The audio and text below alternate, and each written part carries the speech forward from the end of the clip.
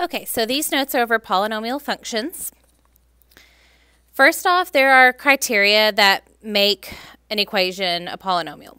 So the first criteria is that you can only use one variable. So let me write that out. So one variable can be used. If it has more than one variable, then it's not a polynomial. So here I have 7z cubed minus 4z squared plus z. There are no other variables other than z being used, so that's good. The second criteria is that none of the degrees can be negative, so no negative degrees. So those are the two main criteria. You can only use one variable and no degrees can be negative.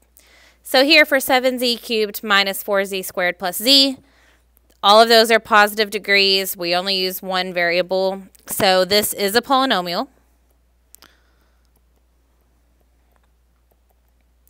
Now, when we're talking about the degree, we only care about the highest degree.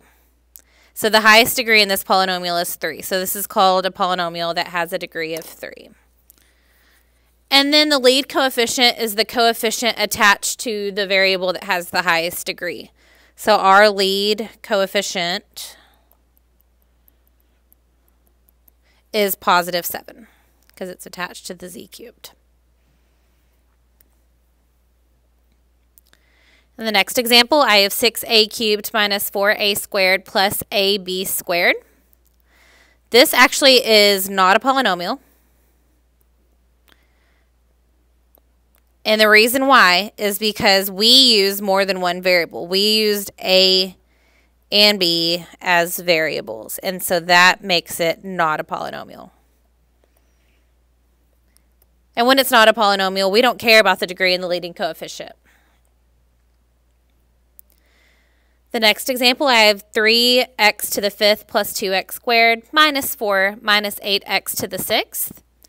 What's important here is I need to rewrite my polynomial into standard form. So when I rewrite this, this is negative 8x to the 6th plus 3x to the 5th plus 2x squared minus 4. So I go from the highest degree to the smallest. I'm only using one variable, and all of my degrees are positive. So it is a polynomial.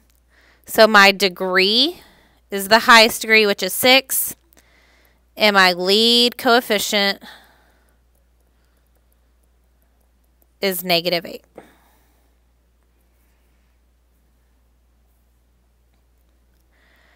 For 3x cubed plus 2x squared minus 3, it is a polynomial.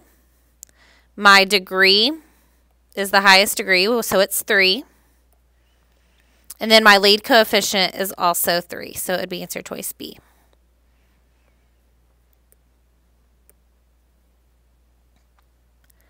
For 3x squared plus 2xy minus 5, this is actually not a polynomial. And the reason why is because I'm using x and y as a variable. So it's not a polynomial.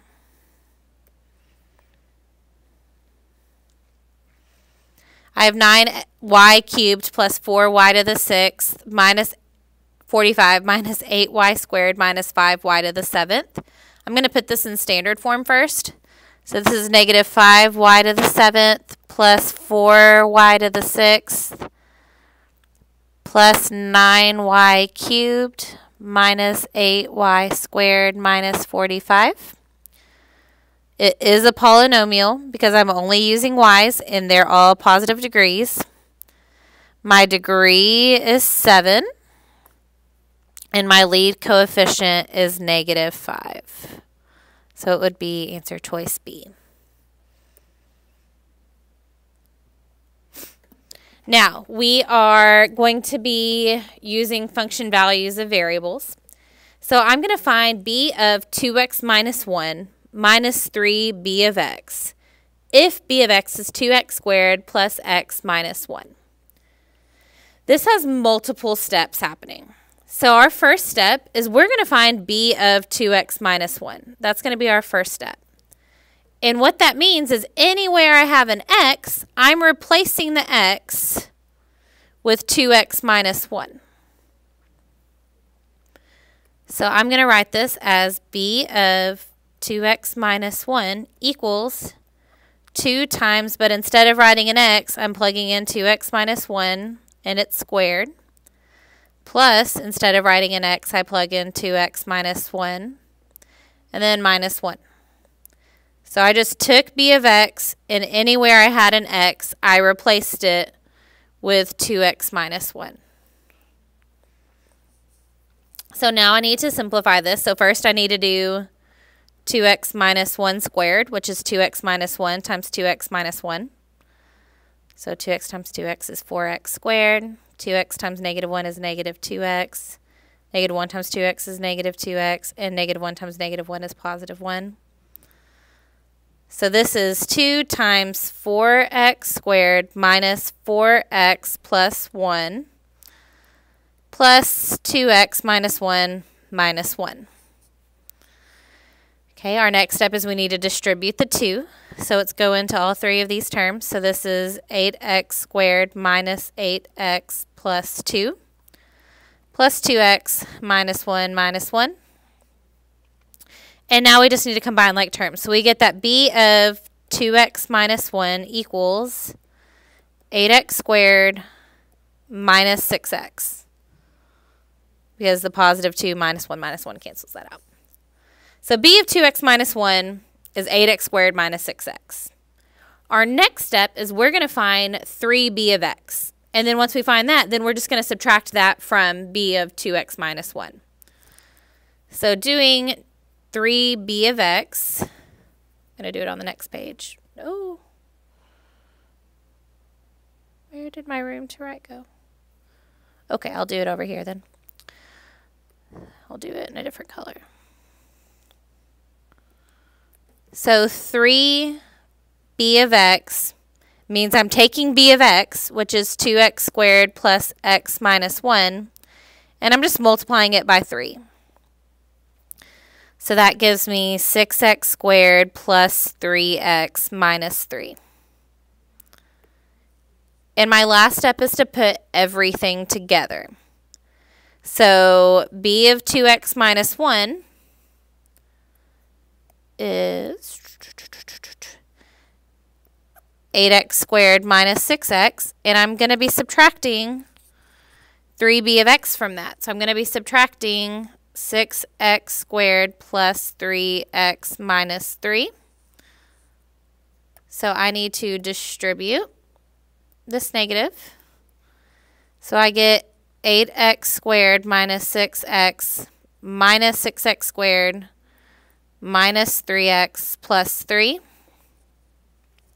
And then we're just going to combine like terms. And I know this is really sloppy. I thought I had another page built into my notes to work this part out, but I didn't. So I'm really sorry about that. So I end up with 2x squared minus 9x plus 3. And that is my final answer.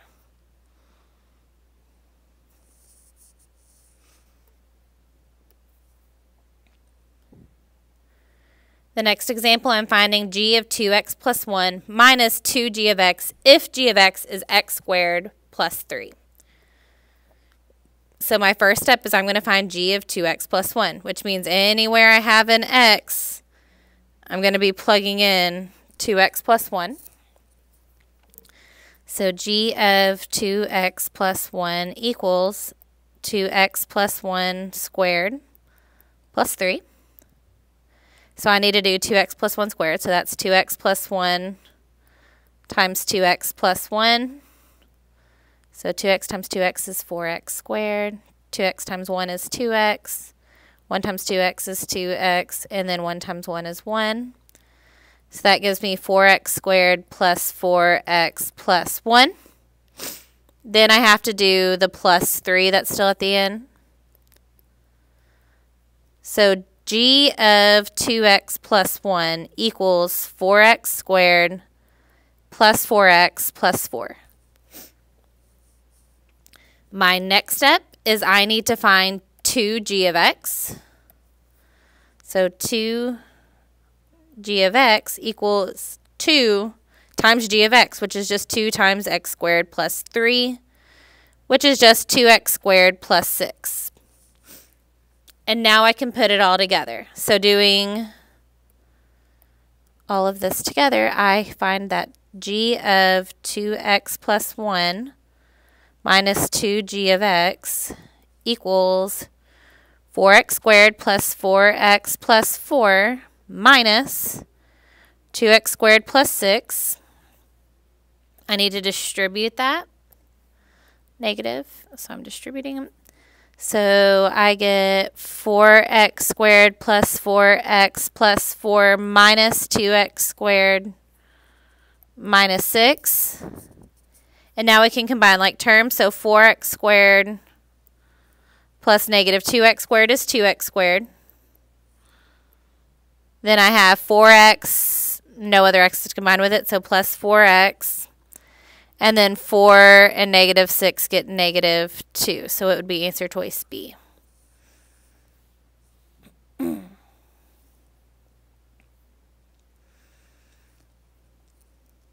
Okay, this next section we're talking about the end behaviors of polynomials. So, even degreed polynomials begin and end going the same direction.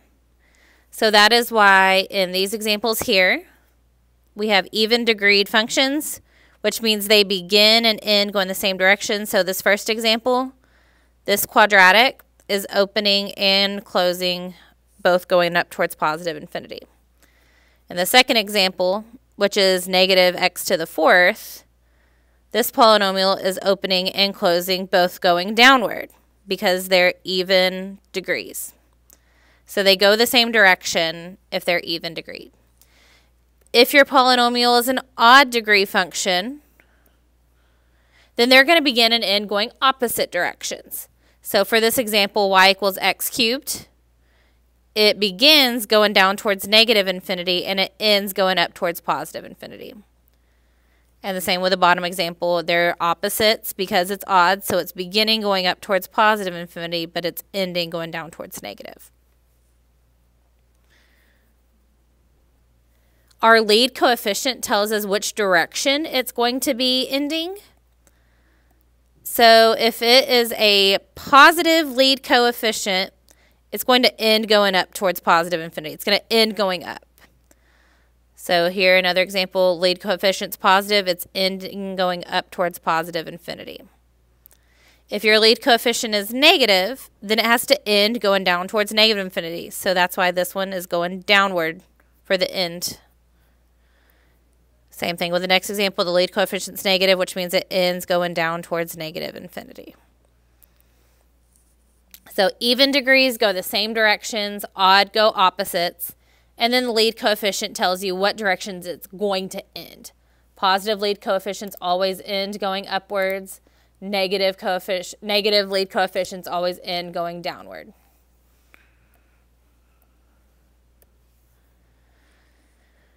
Okay, odd degree functions always have an odd number of real zeros, and even degreed functions always have an even number of real zeros or no real zeros at all. So that's just a little bit of information about zeros. For this graph, we're going to describe the end behavior, determine whether it represents an odd degree or an even degree. We're going to state the number of real zeros. I'm also going to talk about the lead coefficient, and I'm going to actually write out what the end behaviors are. So first off, the end behavior. So I'm going to write it as x approaches negative infinity, meaning just as we move to the left. Y is also approaching negative infinity. As we move to the left, our graph is moving downward as well. And as x approaches positive infinity, as we move to the right, y is also still approaching negative infinity. So even though we move to the right, our y values are still going down. This tells us that this is an even degreed function. And the reason why it's even degreed is because it's beginning and ending going the same direction. Our lead coefficient has to be negative. I don't know what negative number, but I know it's negative because the end of it is going down towards negative infinity. So this end over here